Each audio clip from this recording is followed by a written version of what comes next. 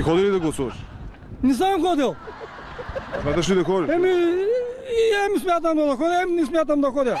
На този смятането не му е силата.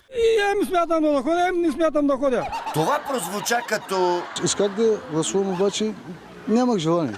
Други избиратели бяха малко по-решителни. Така си гласуваме от само себе си.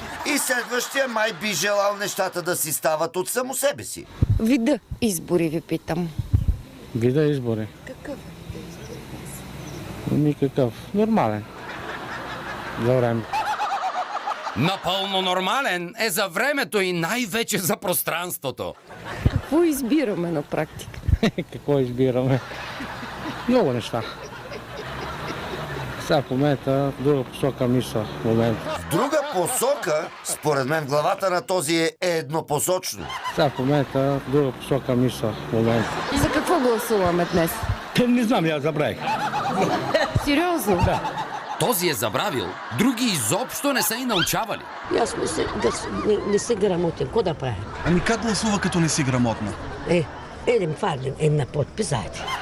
Айде да хвърлим една поглед на следващия. Жената го видях, не го фърля. Този пък е още по-загадъчен. Коя жена е видял? Жената го видях, не го фърля. Може да е видял жена си и да я е изхвърлил. Не знаеш името на кого си гласува? Да, не знам. Знаеш ли кой е лидера?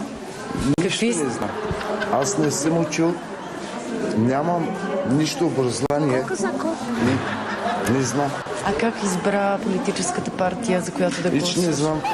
Нищо не знам. Завършваме с прочутия цитат на Юлий Цезар.